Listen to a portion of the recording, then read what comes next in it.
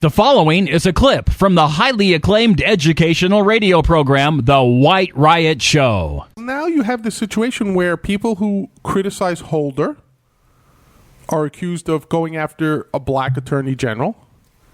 People who are going to criticize Susan Rice are going to be accused of going after a black head of the NSA.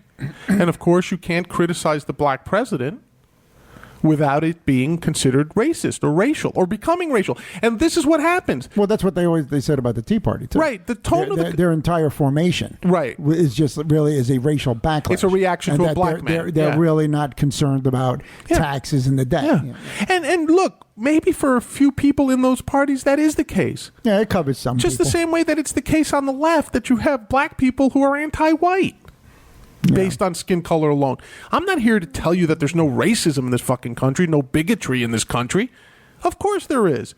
But you can't take this situation and say that anybody who essentially criticizes the president, I tweeted that I said, failed socialist policies are not the exclusive province of white men. Yeah. Apparently, a black man in office has failed at his socialist policies. Right. So let's call it what it is. Right. Why does it have to be that we're attacking a black man? But it's also it's obnoxious because if you really if they get away with this and people back down from criticizing him, which is happening, then he can do anything he wants. Yeah. He's never accountable. Right. And you can always just hide behind, well, you're picking on me. Exactly. I'm black. That's ridiculous. Exactly. I mean, it's one thing if you were to find someone who said that boy, that man, whatever. And I guess I'm being a little bigoted because I did it in a southern voice. But no, but I know what you mean. But also, even when the Tea Party first came out, they found a few people in the crowd holding up some stupid signs with like a chimp on it or like something racial.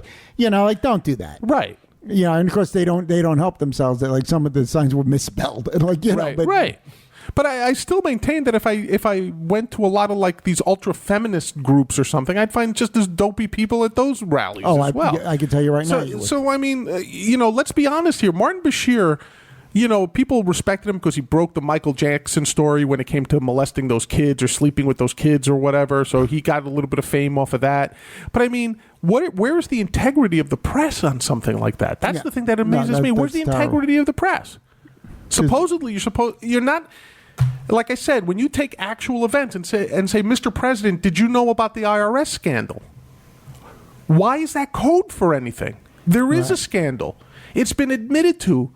Conservative groups were targeted. Yeah. We understand you covered up Benghazi. There are DOJ orders for the surveillance and following of reporters. Right. These are not imagined things. And now this thing with the Verizon. And now this thing with the NSA. So why is it? Why does Martin Bashir feel that this is just an attack on a black man? Yeah. I don't get it. It's stupid. It's also paternalistic in the sense that a black man could not conceive of somehow scheming like this. Right. You know what I mean? Like in some weird way, you're more racist than I am. I'll give Obama credit that he is behind all of this potentially. Yeah. And that he's some genius mastermind politician. It's amazing that Rahm Emanuel moved back to Chicago and became the mayor, because if he was still in the White House, I would think he was behind all this. Yeah. That guy's a real scheming son of a bitch. Well, most of the guys out of Chicago are. That's just the way Chicago politics is. They're rough and tumble. Yeah, it's nasty. Join us every week at www.whiteriotshow.com to follow the latest exploits of Big Fat John and Judo Larry M. This is Mark, the man with the golden voice, and I'm not wearing any pants.